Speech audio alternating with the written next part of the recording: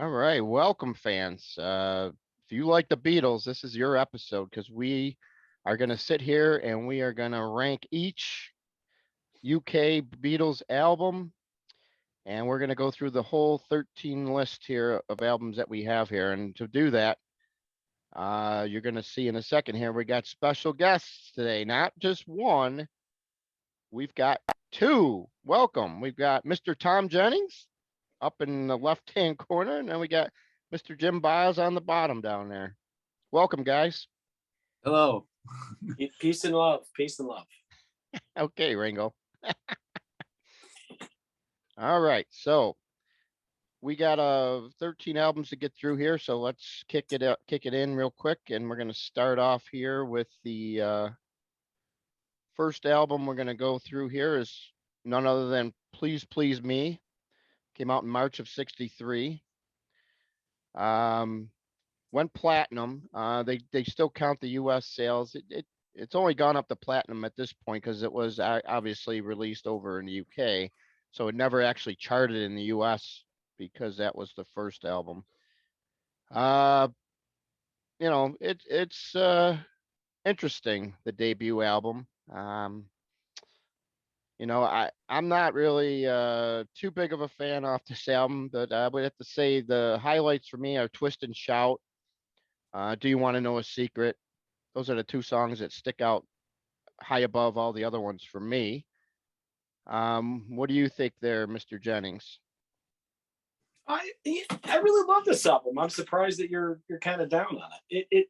Any first record by an album that has been in existence for any period of time. And remember, the Beatles have been kicking around for a few years, so this is kind of the best of a few years worth of material, whereas many of the subsequent albums they wrote in between records.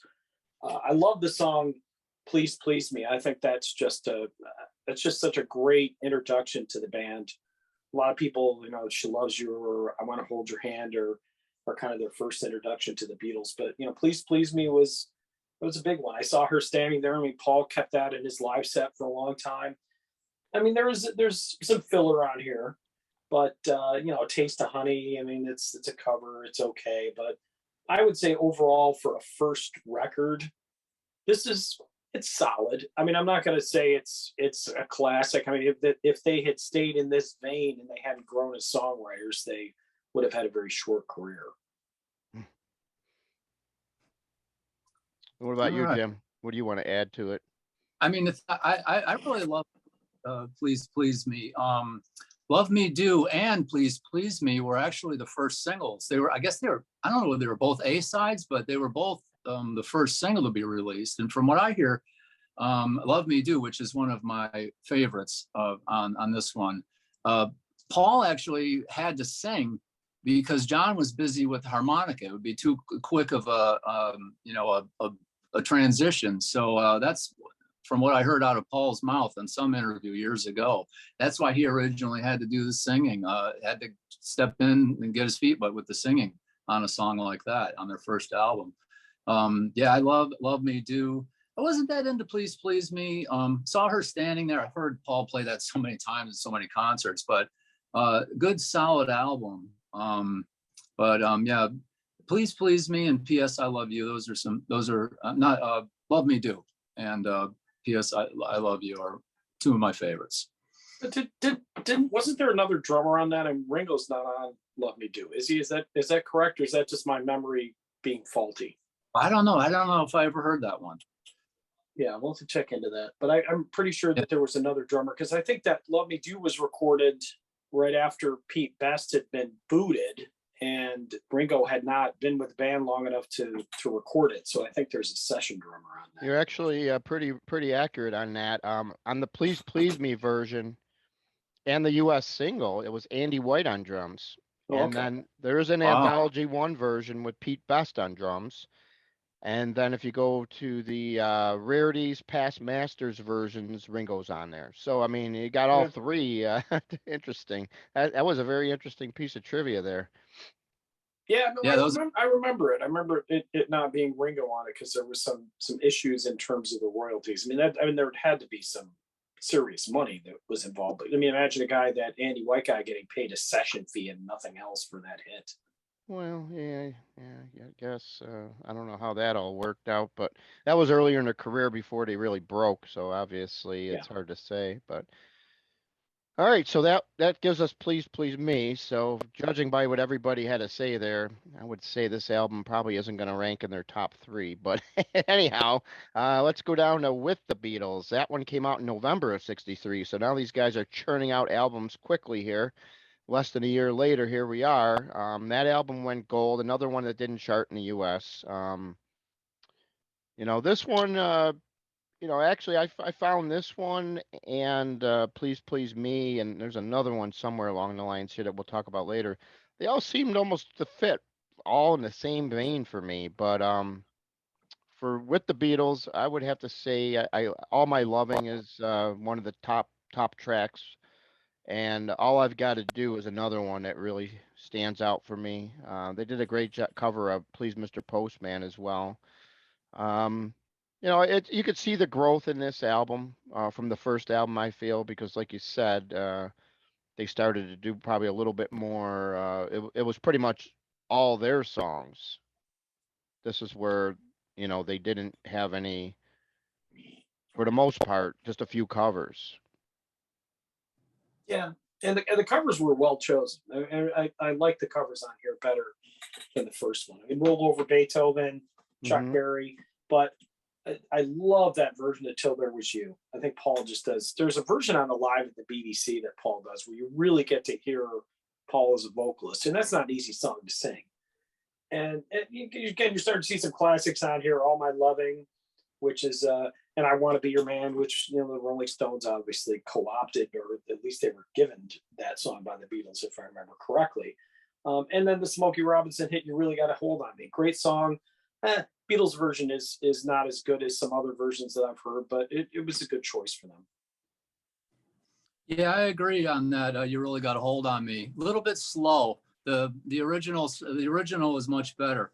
However, one of the covers that I really enjoy is, and I got to say, it's right up there with the original from Barrett Strong in 1959. It's John Lennon's version of "Money That's What I Want." That's one of my favorite old Beatles covers of a song. Another thing that's interesting, it's a deep one I wanted to mention, is George's first song he wrote, Don't Bother Me, which kind of was a bit of George's telling of George's personality at the time. He was known to tell a few people here and there to don't bother him, from what I've read. But yeah, that's a good one to check out. Don't Bother Me. It's actually on the Hard Day's Night soundtrack. There's a part of the movie where that song is in there. But yeah, that's with the Beatles. It's a good one. But another interesting thing, the day it was released, November 22nd, 1963, very dark day, the assassination of President Kennedy on that day, and it was said that the Beatles were the only thing that kind of brought some joy back to America when that was released. After that horrible day. But yep, with the Beatles. On to the next one. All right, so we got A Hard Day's Night, which was released in June of '64. Reached #1, has gone 4 times platinum. Should be a lot more than that. I don't know how they ranked this stuff, but seems like if you really like the Beatles, pretty much every Beatles fan has A Hard Day's Night somewhere, a copy of it somewhere. So obviously their first U.S. #1 as far as an album that they released in the UK. Can't Buy Me Love. I should have known better. Those are probably 2 of the songs that I really resonate with here. Those are, there's a lot more on here, but I'll let you guys talk about some of these other ones here. Hard Day's Night to me, I found it to be a very solid Beatles album early on. It was definitely one for me that, obviously I wasn't born, alive during some of this stuff. But looking back on on the albums when I started to get a chance to really get into them. This one was the earliest one for me that really stood out as one of my favorite Beatles albums. Yeah, no, I agree with it. This is, I mean, we're starting to get into territory where they really just are putting out some solid songs. I mean, the album as a whole is very cohesive and just, I mean, you're rattling off a pile of classics. The title track, "Hard Day's Night," I mean, those big choruses that were very characteristic of their early years that they kind of moved away from a little bit in their later years, but you know, they'd already done it. You got that beautiful ballad, "If I Fell," and I Love Her. I mean, another one. There's a version of Paul singing "And I Love Her" on his Unplugged album that's just, it's super slow and absolutely beautiful. You have to check that one out if you haven't heard it. You know, "Can't Buy Me Love," "Anytime at All" is kind of a deeper cut, but I really love that song. Cheap Trick has done some nice versions of that. "Things We Said Today," classic song. Yeah, I mean, nothing, no real duds on here. I mean, there's a couple songs that aren't as strong as some of the others, but certainly you're getting to the point now where a lot of these songs are going to appear on Beatles compilations because they really are kind of classic parts of the catalog. Yeah, I like "I Should Have Known Better" is one of my favorite songs in this. For some reason I really like the harmonica. This is a good harmonica song. Yeah, and I agree with all this. It's just some good solid songs. You can see, and this is the first where it's all their own original songs. I think that had something to do with the movie, some of the soundtrack, but then it's weird, all the mix up of all these songs. Like, some of the songs that were in the movie aren't even on this album. Maybe on the next one or one after that. I can't remember, but it's yeah, "Hard Day's Night." That's a good one there. Yeah, and just to leave you on this here, it spent 14 weeks at number one, the longest run of any album that year. So that says a lot right there. All right, Yeah. so moving on, we're gonna go to Beatles for Sale. So this one obviously was released here back in December of '64. It's gone platinum. This album, this kind of actually, compared to Hard Day's Night, it seems like for me it takes a step backwards a little bit. I don't know. I'm just not sold on it, like I was Hard Day's Night. It's like, you started off with Please Please Me with the Beatles, and Hard Day's Night, if you're looking at a graph, it hits up pretty high. But then Beatles for Sale, for whatever reason, kind of goes down a little bit, and they do have some covers back on here again, which was interesting. Couple Carl Perkins covers. You got a Buddy Holly one. But maybe that's why it kind of took it away from me a little bit. But pretty much after this album, it's pretty much going to be all Lennon, McCartney, and then Harrison here and there. Songs that stand out for me on this one, I would go with Rock and Roll Music and 8 Days a Week. Those two songs are, if you're ranking Beatles songs, those ones usually end up in the top 20. Well, at least 8 Days a Week does. Yeah, they usually land in the top 25 or so. I mean, so many Beatles top 100 lists I've seen, Rolling Stone, all these other big name outlets, and they got the songs pretty much widespread out. A lot of these guys, but they're usually pretty much neck and neck on all the top 10s. So it's pretty interesting how they do that. So Beatles for Sale. What's your take on it, Mr. Jennings? Yeah, I mean, I agree with you. I think it's definitely a step backwards. They went to that earlier formula where they're interspersing some covers, some interesting choices here. I mean, of all the Buddy Holly songs, "Words of Love," ugh. But I just don't get it. Honestly, it's man, maybe James Taylor, but not the Beatles. It was just a really poor choice. The Rock and Roll Music made more sense. That kind of goes back to we were talking about Money, just one of those really straight ahead rockers that they were known for in their early days. Is they're kind of bar band songs, But I think what we do start to see here is with "I'll Follow the Sun" and "I'm a Loser" and 8 Days a Week, those three songs in particular we really start to they're starting to foreshadow the capabilities of their songwriting. I mean, those are really, really solid songs that, I mean, aren't quite enough to carry this record, but man, they're good ones. I mean, they're ones you definitely cull out of this one and put on any Beatles mixtape. I mean, I'm a loser. John Lennon's vocal performance on that, it's just incredible. You know, every now and then John Lennon would just have these, he must have done it in one or two takes because he had to blow his voice out on some of this stuff. But I'm a loser. I don't know. There's just something about his vocal on it. It's not the real throaty, screamy stuff, but it's not the ballady stuff that you hear later in like Imagine or whatever. So I don't know. I just really love that song. I think that's one of my favorite Lennon songs. Yeah, this one's definitely a step backwards. I felt it seems like the lyrics got a little dark. I mean, with no reply is very depressing. I'm a Loser is the second song.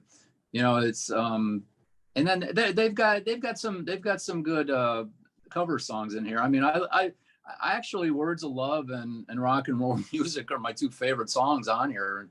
They're covers. It's the Beatles songs just weren't hitting it. 8 days a week, I like it, but yeah, this one I don't know. I think maybe they were short on time. They were in between tours or something, and they would just jump into the studio to get stuff done real quick. So I think I read that somewhere. This may be one of those albums that suffered in that respect.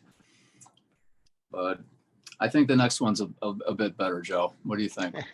Oh yeah. That takes us to Help.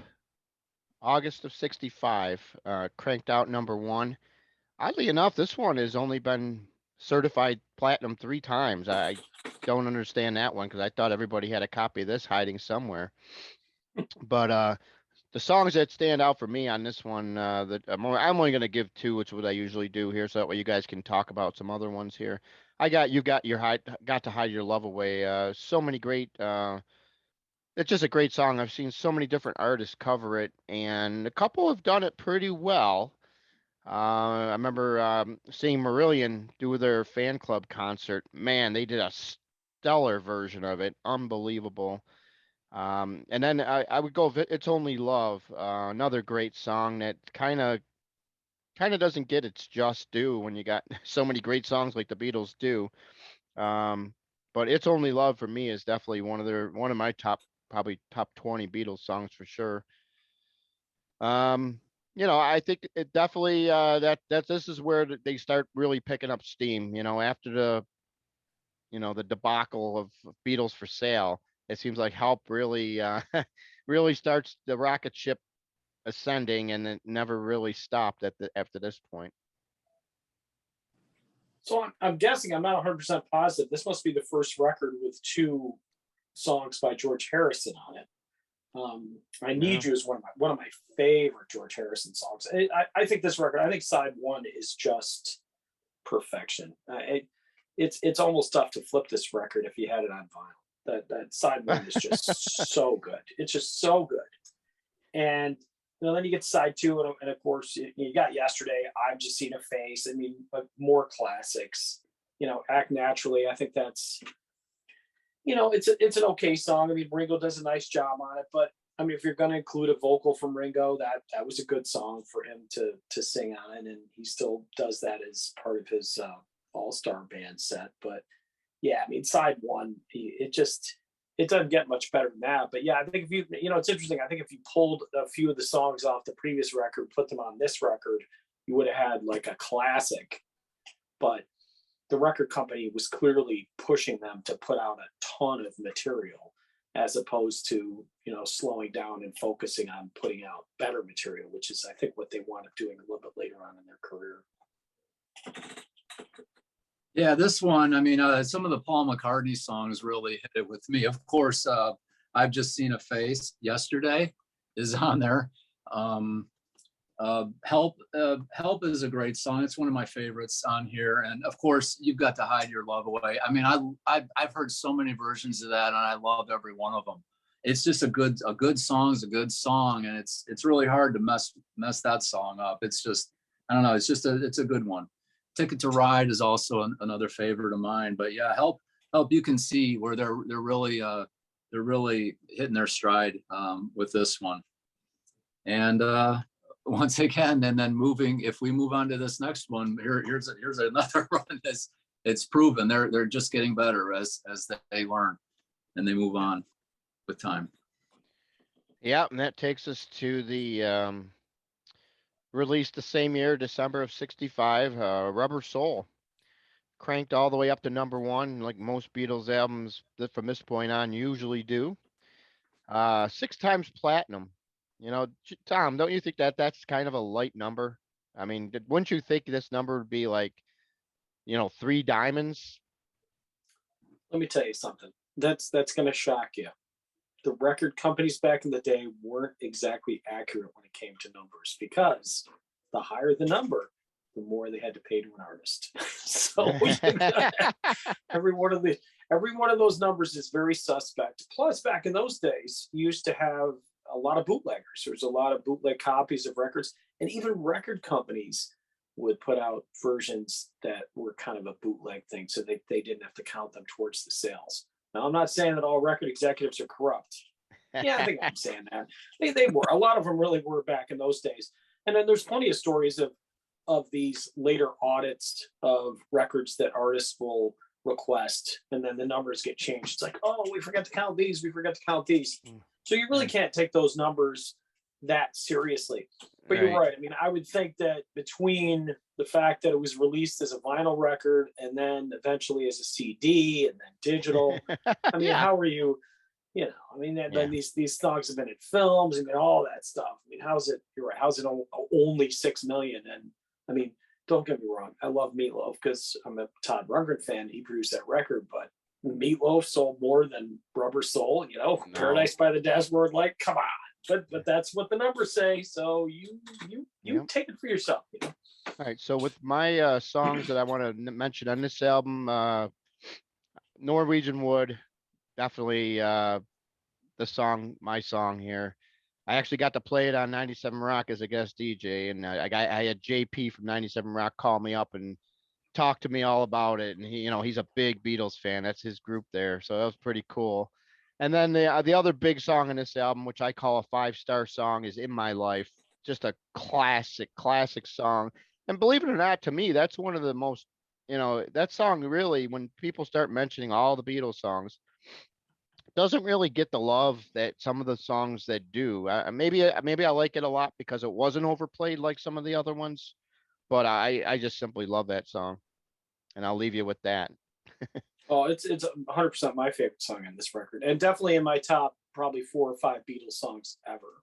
And one of the reasons that it resonates with me is because when John Lennon was murdered, this was one of those songs that, man, when you listen to it, it really strikes a chord, because the Beatles were all part of our lives. I mean, maybe not physically, and we weren't their buddies or whatever, but they were a part of our lives.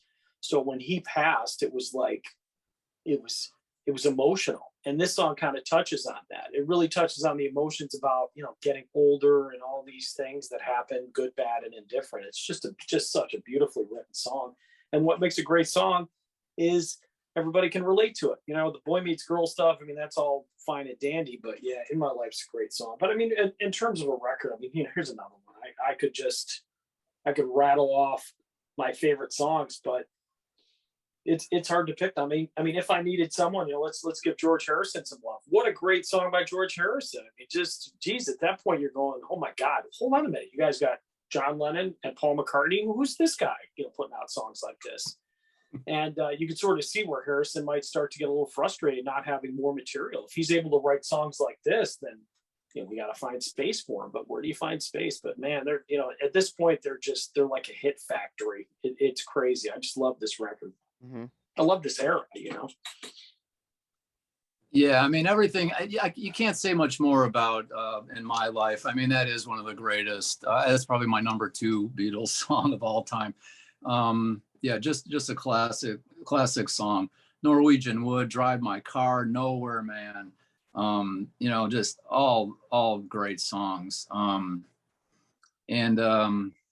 Yeah, and you know what goes on. You know, I love, you know, you always got to have a Ringo's voice in there. Yeah, it's just Rubber Soul is they're getting into some material here. It's looking good. Um, I saw Michelle right there at the bottom of side one. Yeah, that's another one. Yeah. Those are all bunch of 5-star songs on this record. All right, and that's gonna take us to Revolver. Came out in August of '66.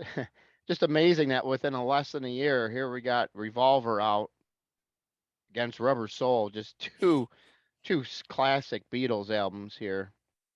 So Revolver, right now it stands at least as certified 5 times platinum, hit #1 like usual. Um, it's very similar in a way to the quality and the quantity because there's 14 songs on this album as well.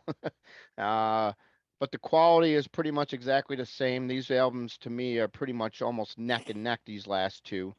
For this one, obviously, the classic Eleanor Rigby is definitely one that really stands out as one of the best. And then I actually got I Want to Tell You, which to me is probably one of my favorite unknown Harrison songs. It seems like this song didn't get, nothing like, Here Comes the Sun or some of his bigger hits, but to me, this is definitely a great song for Harrison. Yeah, no, I agree. Harrison, that I mean that's part of it too. I think the fact that Harrison's starting to write better songs maybe pushed Lennon and McCartney to write better songs. I don't know, but to me, Rubber Soul and Revolver, they're two of a perfect pair. I mean, these two, the fact that they came out back to back, it's like, oh, you just put out Rubber Soul. How the hell do you put out Revolver after that? You know what I mean? Like, how do you do that?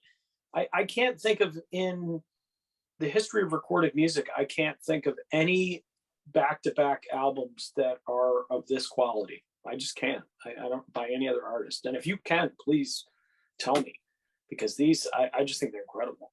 I do. I mean, if Rubber Soul should be like the pinnacle of their career, and then they're like, nah, we decided we'll do something a little better,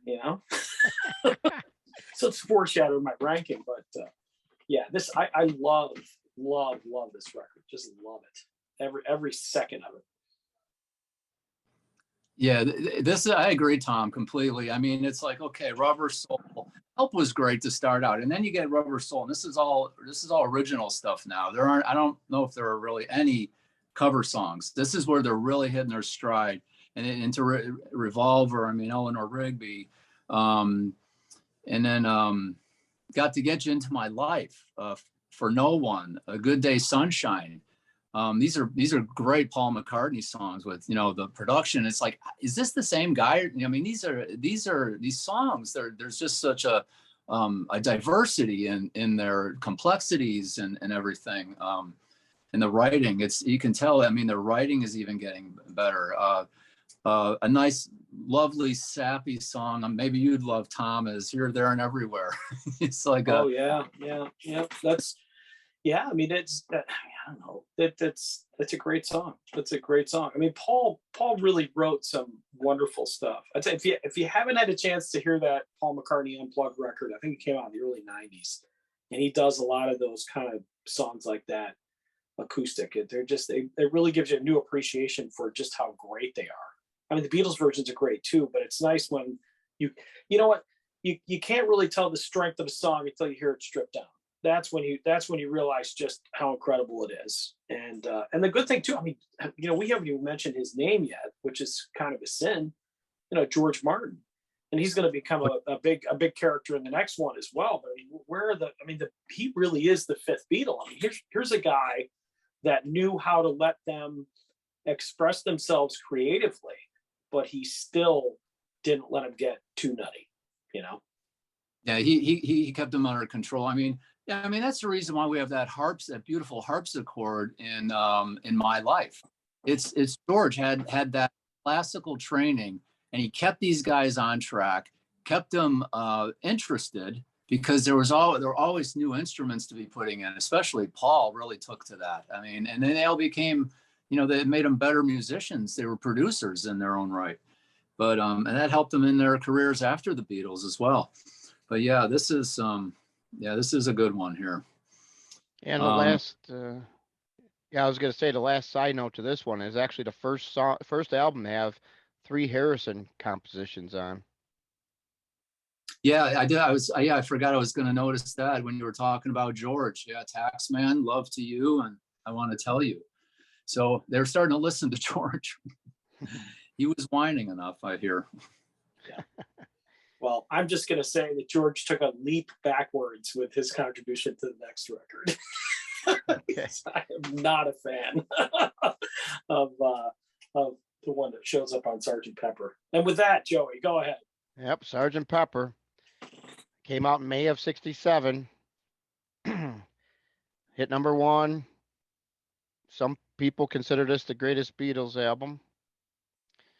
Everybody has their opinion. So yeah, obviously, you know, it's not my favorite Beatles album, but anyhow, 11 times platinum. You can't argue with a diamond album there. A Day in the Life, you know, doesn't get any better than that song. Getting Better, another great, fantastic song.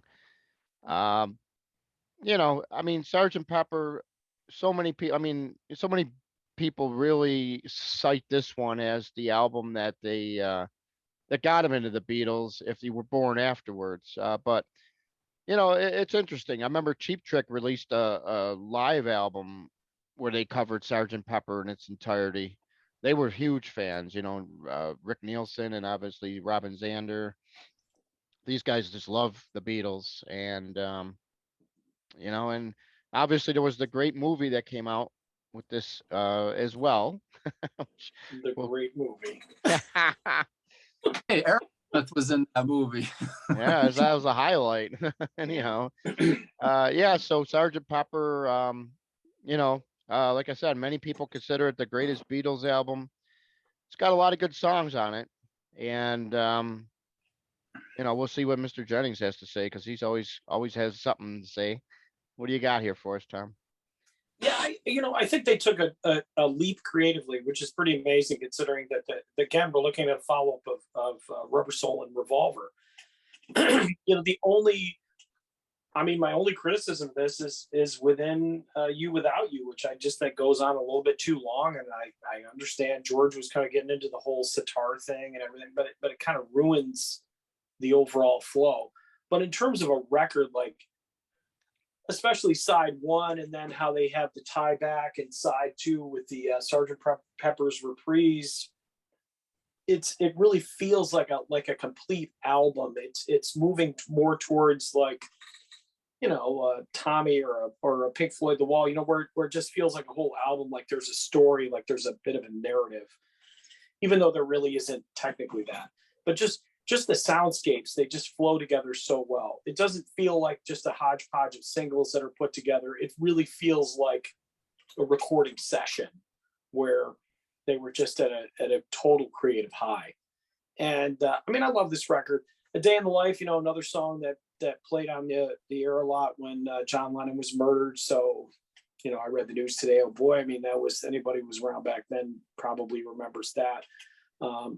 In fact, I remember waking up to the news that John Lennon had died, and that was the newscaster's opening line was like, "Oh, I read the news today. Oh boy," you know, and it was kind of tough, but I mean, just cool stuff. There's a little bit of trivia I will throw in there is that at the end of side 2, on at least the early presses, there is a tone that can only be heard by dogs. So it was put there to drive your dog crazy if the record ran through the run out. So there you go.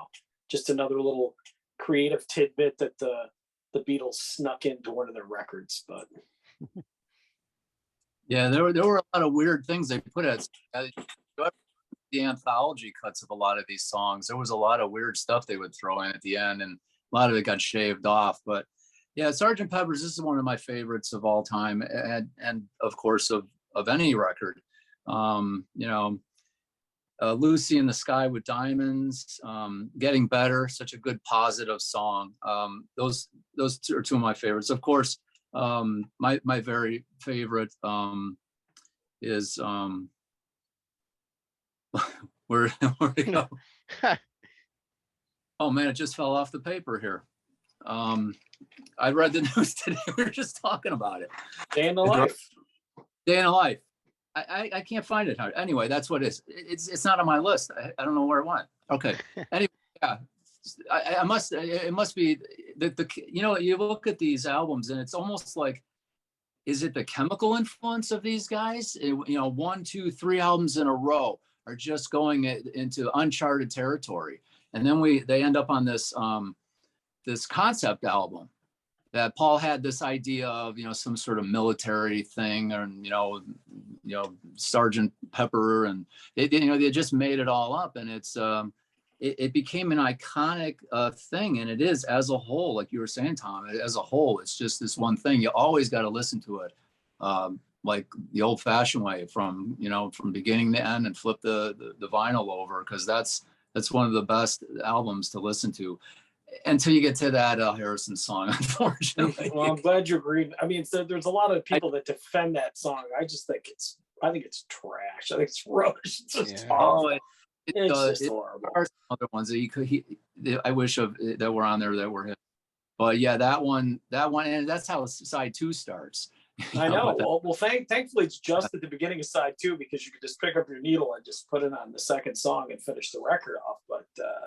But the next song, When I'm 64, it completely snaps you out of it. I mean, a song like that, old time sing along song like that is that Paul McCartney brought you right out of that Eastern Indian whatever George was experimenting with. But yeah, overall, great album. Which brings us to none other than the Magical Mystery Tour. Roll up.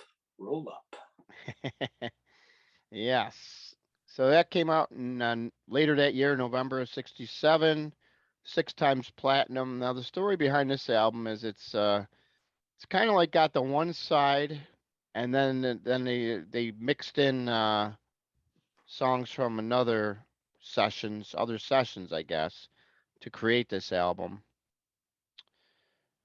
So, I mean, this album to me is definitely, maybe that's what makes it a solid album, because, they took parts of two things and added it together here.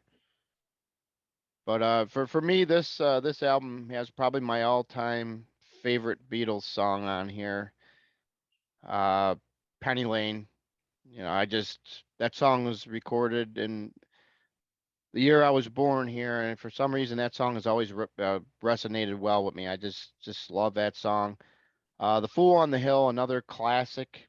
There's a lot of great songs on here, but those are the 2 that really do it for me. What do you got here for this album, Tom? I love this record. Funny story. When I was a kid, my dad, he was a Beatles fan.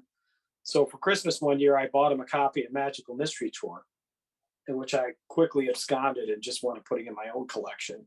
And we have the family joke that the Magical Mystery Tour gift is the gift that you buy for someone else, but really bought for yourself. But I love this record. To me, this is it isn't quite as it's weird. A lot of the list that I looked over just to kind of compare other people's thoughts, they put this one lower. I'm not really sure why, because I feel like the songs are very strong. I don't think it has the cohesiveness in terms of an album that Sgt. Pepper does, because like you said, they're from different sessions. But I don't know, man. It's Baby You're a Rich Man. I mean, that's a song that I really, really love. I think that's just a really cool Beatles song. But this to me seems where the Beatles are moving a little bit more towards the Paul era, because in the beginning it was definitely John's band, and of course Paul was still putting out great stuff but by this point, I think Paul is really stepping up and putting out a lot more accessible material than John was at this point. I'd have to agree with you on that wholeheartedly, Tom. That's the Paul's really, I mean, with Penny Lane, he's getting up, and Fool on the Hill, Magical Mystery Tour. I mean, these are great songs. I mean, Hello Goodbye. I mean, who doesn't sing that song the second they hear it? I mean, it's just a great song, Yeah. And then we've got a couple of them that are like Strawberry Fields Strawberry Fields is on there. All You Need Is Love. I mean, that's an anthem of that. I mean, side 2 of this whole album is incredible. I Am the Walrus is on there. But Baby You're a Rich Man, that is one of those hidden gems, man. I love that one too, Tom. I mean, just John's simple words, the lyrics are just so simple. Go together. I mean, he had a talent for throwing out almost non sequiturs. It's like, kind of, what's he talking about?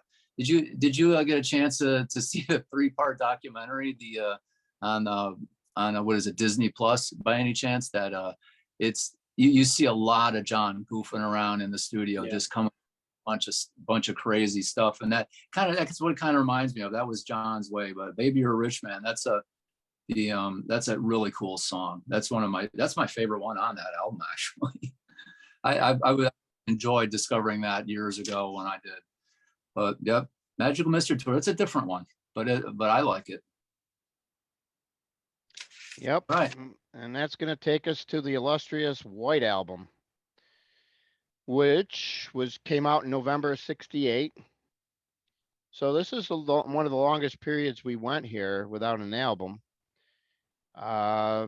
Hit number 1, 24 times platinum, double album.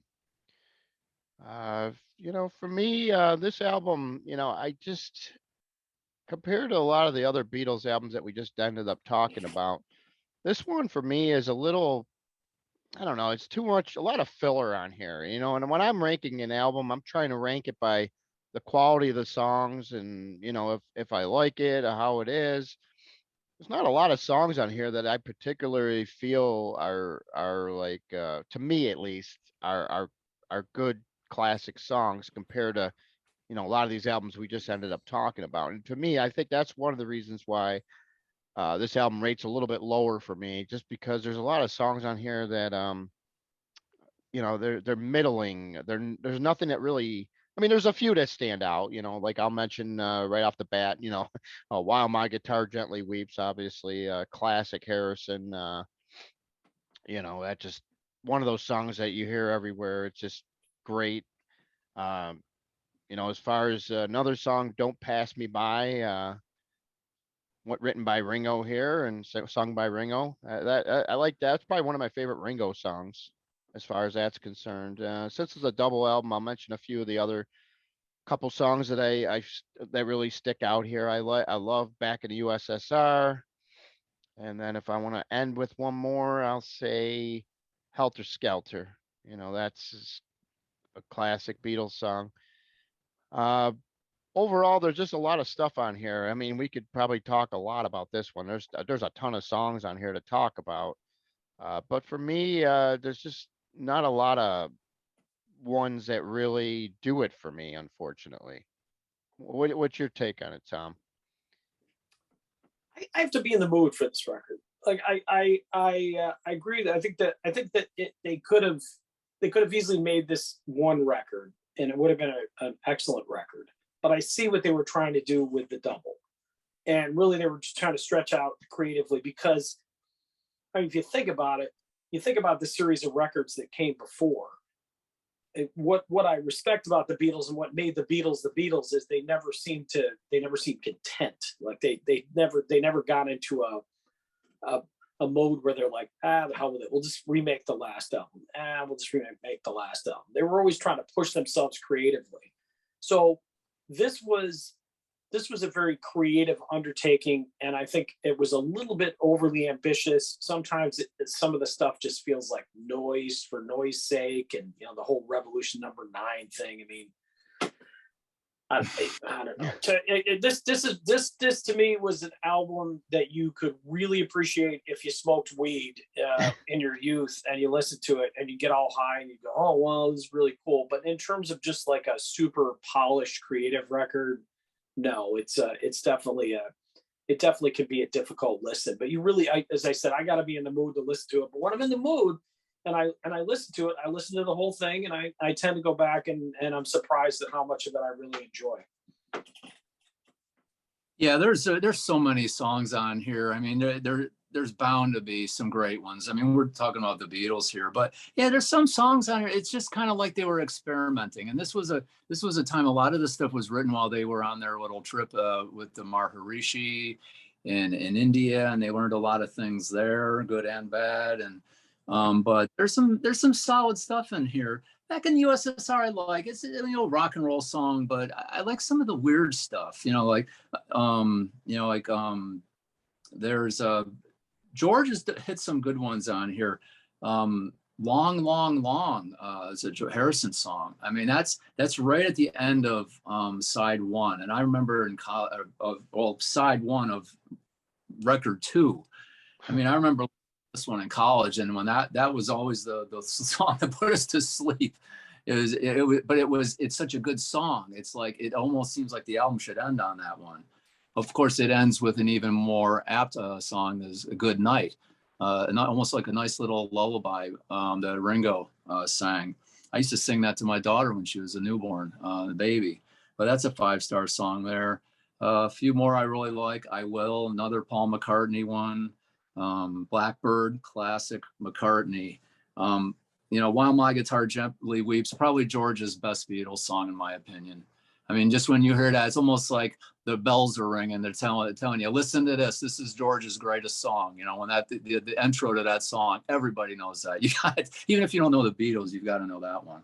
But "Your Blues," John Lennon with that one. So a lot on here, but it could be shaved down. I mean, Paul's stuff is definitely the most accessible too. I mean, Paul still kind of keeps the course on most of these songs. I mean, the really wacky stuff is definitely those where John's getting to be a little on the weird side, and that's cool. I mean, they pushed each other. I mean, that's what made them a great songwriting team. But I bet at this point they're not. Here's the other thing: at this point, they're not really writing songs together anyway at all. I mean, these are mostly individual compositions, and I think that kind of shows too. Yeah. And then Yoko started helping out with the writing too. So, Yoko. Oh no! Sorry, I couldn't resist. All right, so after that, we're going over to Yellow Submarine, which came out in January of '69.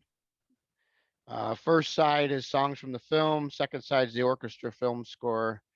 And that's kind of why this album to me is probably my least favorite Beatles album, just because there's not another side of of actual Beatles songs, unfortunately. Those orchestra film were all written by George Martin, except for one. But if you look at that, what songs we do have by the Beatles on that first side, obviously the title cut, sung by Ringo. That and Hey Bulldog. That's one of those rare Beatles songs that don't really get a lot of appreciation.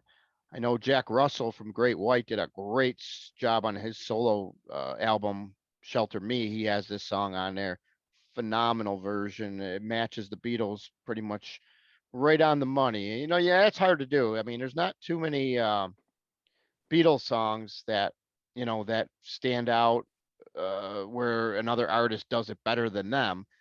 But there's a few, but we'll get to that as we get through the next few albums here. But other than that, yeah, this is definitely one of those albums that it just suffers from nothing on side two, where Lennon and McCartney or Harrison for that matter were involved. Yeah, I mean, I think you can make a case for this not even being included in proper studio albums. I mean, you've got Yellow Submarine's already appeared on another record. All You Need Is Love, same thing. And then the whole second side, like you said, it's not even the Beatles anyway. This to me just seemed like a little bit of a cash grab. Yeah, I mean, there isn't really much on here. I had a hard time even including this, but there's some ones on here. I mean, there's Only a Northern Song and Hey Bulldog, and one of those little hidden ones, gems, is All Together Now. It's a cute little ditty that Paul wrote, and I swear there's got to be some the parts of John singing, those he had to come up with those. I mean, jump the rope, chop the tree, just like basically like he's reading out of Fun with Dick and Jane or something. It's just so the simplicity of it, but I love it. I love the way it sounds. It's one of those sing-along songs, and that's what Paul was thinking of when he wrote it. Yeah, and I mean, it's All Too Much is a great Harrison song as well. It's but you know, as I said, it's just not. I mean, it's just you could definitely tell that they weren't setting out to record an album when they put this together. So even the strength of the individual songs on side one can't save this from being what it is in terms of a record, you know, which is subpar. All right, and that's enough time we spent on that one. Let's get into some meat and potatoes here. Let's go over Like too much to time, right? yeah, 1969 September. We get Abbey Road. Now this is a unique situation as well. It is the last album the group started recording, although Let It Be was the last album completed before the band resolved. But this is the last album they actually started to record. But it didn't turn out to be the last album released. But I consider this the last Beatles album, just because of that fact, because it seems like the way the album ends kind of tells you that with the songs there. So let's get into it. You know, you got the shirt. This album is definitely a gem. You know, 12 times platinum, #1, back in the #1 slot. And then you said something earlier, Jim, but I'm gonna go with what I feel is the greatest Harrison song, ahead of While My Guitar, no doubt. Here Comes the Sun. That song is the best Harrison song, hands down, the best Harrison song for me. And then a couple other ones that I really appreciate on this album that are really, Something, another Harrison song, and Oh Darling, another great song here, sung on another McCartney vocal here. And then, of course, there's a lot of songs on here, and let's see what Thom Jennings thinks about these songs here. Well, this is the first record album I ever owned. Oh, Abbey Road. Yeah. So as a record collector with a whole ton of records, I've got 3 copies of it now. So it's it's definitely a sentimental favorite for sure. I mean, I agree. I mean, Here Comes the Sun is an amazing song. There's debate whether John Lennon actually wrote the song and gave it to Harrison because Harrison didn't have anything strong enough for the record. But I don't know if there's any truth to that because Something's on here as well. So that's another, or is that on a different record? Which record is Something on? I thought it was on this one. But anyhow, oh yeah, it's okay. So it's a second cut. So I mean, Something is a great song as well. So if Harrison only had Something, then he would have Better Than Nothing, I suppose. Wow, we're going in weird territories. But as much as side one is great and a great collection of songs, I mean, that medley to me is singularly probably the greatest medley ever recorded in the history of recorded music. I love it. I never get tired of listening to it. I love how it's weaved together. It has elements of, so many different styles. I mean, there's times where it sounds kind of Pink Floyd-ish. There's times where it sounds very poppy and, Beatlesque and psychedelic and Grateful Dead-ish and all that stuff. I don't know. I love this record. I never get sick of it. I'm not going to tell you whether it's my #1 record of the Beatles, but I think I pretty much did tell you. That's exactly what it is. It's the best Beatles album ever. It may be one of the greatest albums ever recorded as well. It probably is. I mean, actually, if you take Octopus's Garden out of here, this album is absolutely 100% perfect. Oh, come on. You're ripping on Ringo? Come on. You know what? I love the song, but it to me just sounds like something you sing in preschool. That's all. Fun song, good song, but it's if you could make any case for any weak point on it, that would be it. You're not mad at me for crapping on Octopus's Garden, are you? Octopus's Garden is a great song Ringo wrote. But yeah, You Never Give Me Your Money is one of my favorites on this one. Here Comes the Sun, of course, that's a great George Harrison song. But you know, it's my second favorite by him. Come Together is on here, and you know, and of course what Thom was saying with that, and you know, all the songs on side one are just fantastic, and there is such a variety, and there's just so much for your ears, different things to listen to, and everything. And then you get on the side two, and after Sun King, which is a little slow for me, it kind of slows the beginning of that side down just to start it off. But then right away you go into that classic medley of all those songs, right till the end, literally the song The End, and of course the one of the first hidden tracks ever, Her Majesty, they threw in there at the very end. If you listen to it all the way to the end, there's that little nod to the Queen. But yeah, Abbey Road is probably it's I can't say it's my favorite, but second favorite. since we're just revealing stuff right now. Just to jump ahead. If people have committed to this far in the video, we got to give them something. Yeah. But Okay. yeah, that's a great album. Yeah. Just you can tell they were done, but you can see in this album, you can see the distinctness of each and every Beatle in these songs. You can see it after all this time. If you listen to them all, it's there, and it's one of the greatest bands of all time. My favorite, hands down. All right, so yeah. So with this, you mentioned Come Together. You know, that's one of the few Beatles songs where somebody else in my opinion, has done a way better job with that track, and obviously that's Aerosmith. They took that song and they really Aerosmithized it. Let's put it no other way there. Playing the two songs side by side, I don't really see how anybody can not like the Aerosmith version better. The Beatles version is slower, and it's just that Tyler really did a great job on that song vocally. Oh yeah, I agree. But you got to argue the fact that he did it for the movie Sergeant Pepper, which is, you know. Well, you don't worry about that because it does appear on Aerosmith's. It does appear on Aerosmith's greatest hits, so yeah. It's definitely. That was when I went to see the Sergeant Pepper movie in the theater. I remember that was one of the highlights because some of the songs that they redid in that movie were just ridiculous. I think Steve Martin did Maxwell's Silver Hammer, and there were just so many odd choices of people to cover songs. But yeah, Aerosmith really knocked it out of the park with their version of Come Together. All right, so that's going to take us down to the final Beatles album that was ever released. And man, what a mess this became with all the different, McCartney didn't like the way it was produced. You got all these different mixes out there now. So I'm not even sure which one is, in my opinion, I don't even know which one is like the best, but we'll get into that in a minute here. But obviously Let It Be finally saw the light of day, May of 1970, hit #1, 4 times platinum. The Long and Winding Road, really, what a great song there. Couple gems I just kind of discovered recently were Two of Us. That's definitely one of them for me.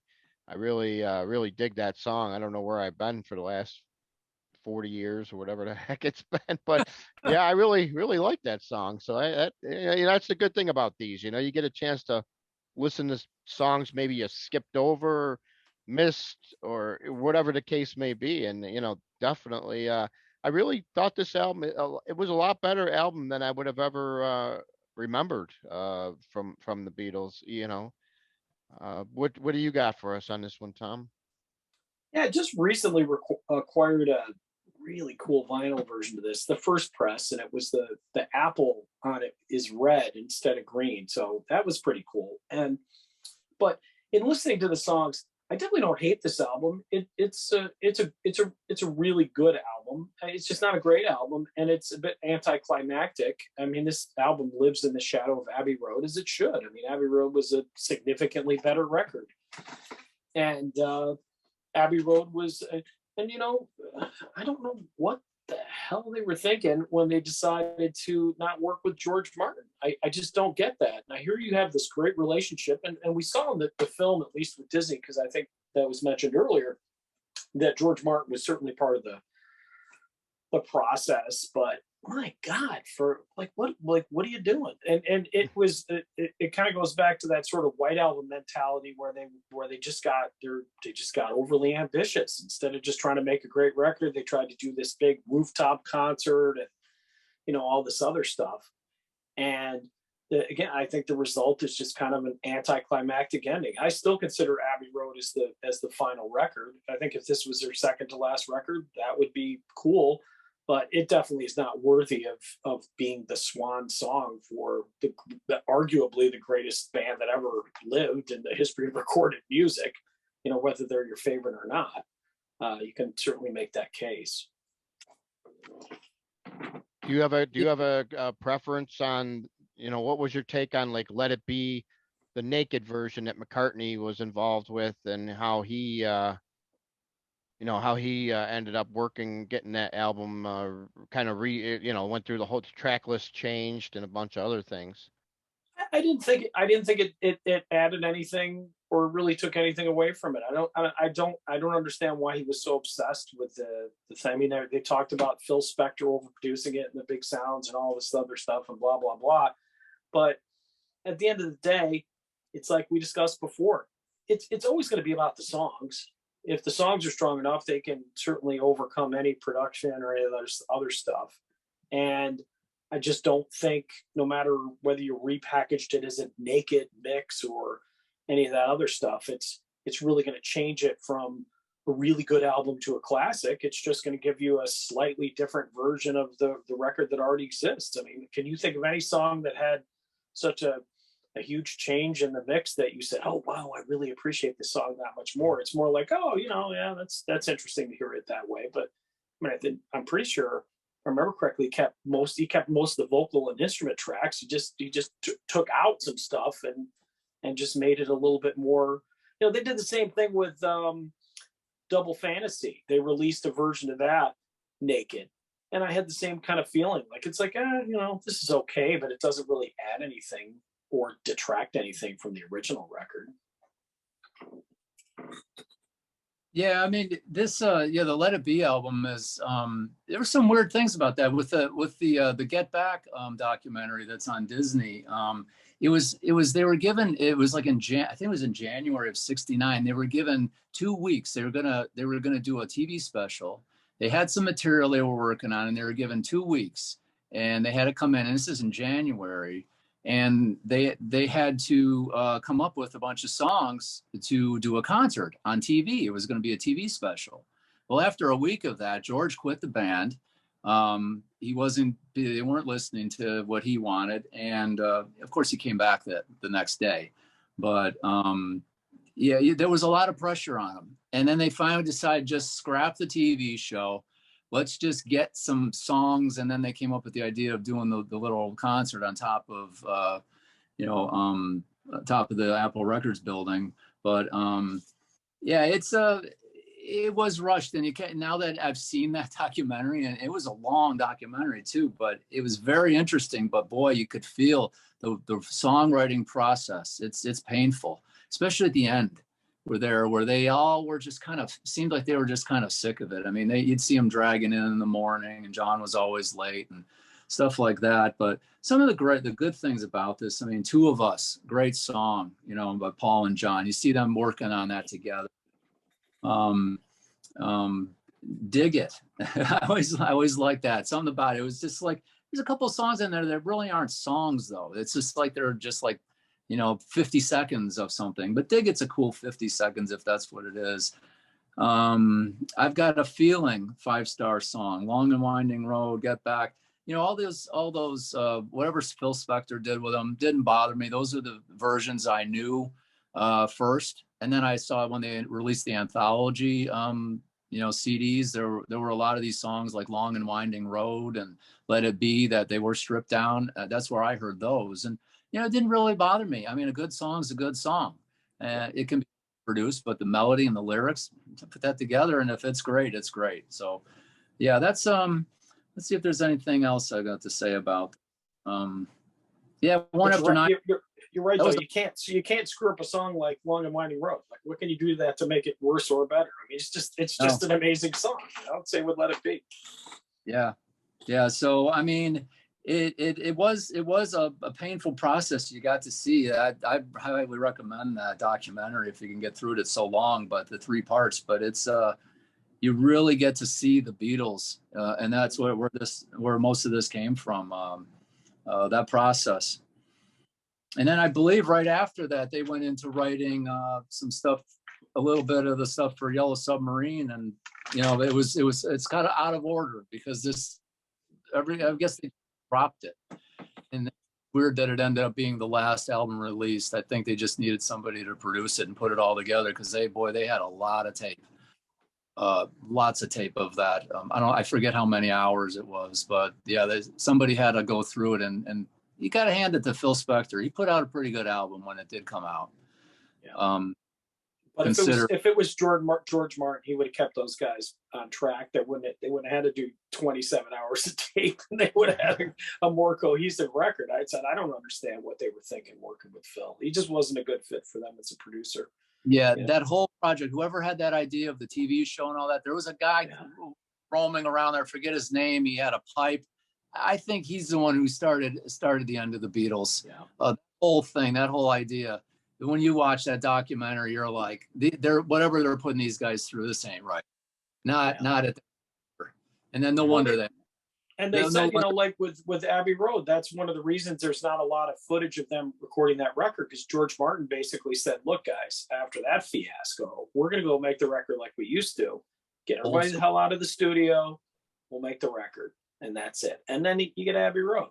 So I guess in some respects, there is no Abbey Road without the Let It Be experience. But it's, and it's weird. Like, you think about it, the term Let It Be, yet this is the album that has been the most tinkered with in their catalog. They literally could not let it be. I mean, they just had to they had to remake the movie. They had to re-release the record. I mean, they did not. It's ironic on so many levels. Yeah. Okay. All right, folks. Well, that concludes the talking about each album. So now we're going to start ranking them. So that way you guys can all, and you'll be able to check out the website. We'll have everybody's lists up there so you can see them. So we're going to start off with number 13, and we're going to go right down the list, starting with Mr. Jennings, then Jim, then myself. So what do you got for 13, Tom? Yellow Submarine. I've got Yellow Submarine. Hey, we got a three-peat. Yellow Submarine. All right. Well, it's expected. What can you do? Well, at least we all agree on one. Yeah. We'll see if that continues. Number 12. Beatles for Sale. I'd say With the Beatles. Oh, well, I'm gonna really throw you guys here. The White Album. Whoa. Yep. Just not a fan of that album as a whole. All right, so let's go with number 11. Let It Be. I've got A Hard Day's Night. Wow. Okay, and I've got The Beatles for Sale. All right, so number 10. I have The White Album. Oh, so we weren't too far off.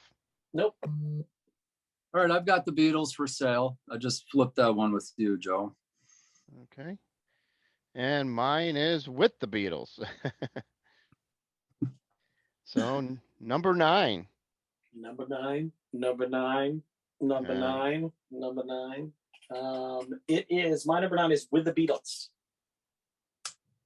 Mine is Please Please Me. Hey, we got a repeat. Mine is also Please Please Me. All right. Going down to number 8. What do you got? Please Please Me. There's a pattern here in the middle. Yeah. We're close. White mine. I think we're getting into the meat of the Beatles now for me. White Album. Number 8. That's what we're on, number 8, right? Yep, that's interesting. So, I mean, that's, the way this White Album is revered about, it's like amazing that we all chose it like, pretty higher. So I guess I don't feel so bad now. My number 8 is gonna be Let It Be. And we're getting to the top 7. This is probably this is gonna be interesting here. Let's go with Mr. Jennings for number 7. It's been a hard day's night. Hard day's night. Okay. I've got Revolver, Ooh.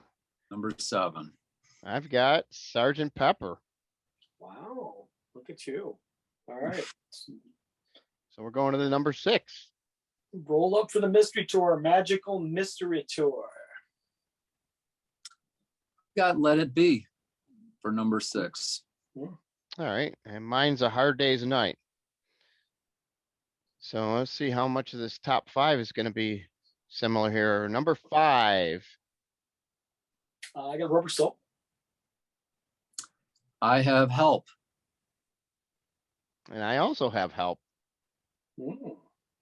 All right. So we've got a couple of the same. See what number 4 comes up with. I have Help. So we're very close again. I've on number 4, I've got Magical Mystery Tour. It's strange. I never thought that would happen, but some of the songs on there, I really like them. They came up. Yeah, I got a higher ranking. Mine's also Magical Mystery Tour. So another one we agree on. All right, let's get down to the top 3. What do you got, Mr. Jennings? Number 3, I have Sergeant Pepper's Lonely Hearts Club Band. All right. I've got Rubber Soul, my number 3. Yeah, I also got Rubber Soul. Wow. Brings us to Number 2. Number 2, I got Revolver. Okay. I've got Abbey Road, number 2. And I've also got Revolver. We know what my number 1 is, and mine's the same as Joey's. Yeah, it sure is. Abbey Road, baby. Abbey Road. In spite of Ringo's Octopus's Garden, it's still number 1 for me. Yep, mine's Sergeant Pepper. It always will be. But Abbey Road is close, very close to that. And that's the thing for me. Like I would say probably 4 through 8. They're so tight, and even 9 through 13. Well, not counting Submarine, but 9 through 12. Those albums were all like right there. I basically had to go through them to decide which one was a smidge better than the other ones. That's how close those albums were. Yeah, I think we could all do this in 6 months, and we'd move some things around. It's such a strong catalog. It's a very interesting one. But I feel like we were all within 1 or 2 of each other on every record. So at least there's some cohesiveness. And I think we had the same top 3, right? Not in order, but same top 3. Pepper, Revolver, Abbey Road. I didn't have Sergeant Pepper.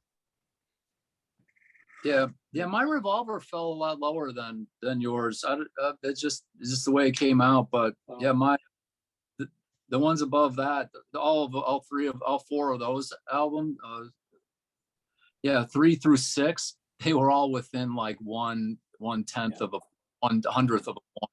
It was like, so it's all. I mean, it's my top. And that just goes to show you the consistency this band had, album to album. They were just churning these things out, and like a lot of bands you can pretty much sometimes like I say a 10, like we just did AC/DC for an example, and you pretty much knew probably where the albums were. There wasn't a lot of them that were like neck and neck, some similar the way this catalog is. It's just I'm sure we're going to hit some other bands like this as well, but this one is just amazing catalog. I mean, that's why these albums that's why we fell into a lot of these areas similar to each other.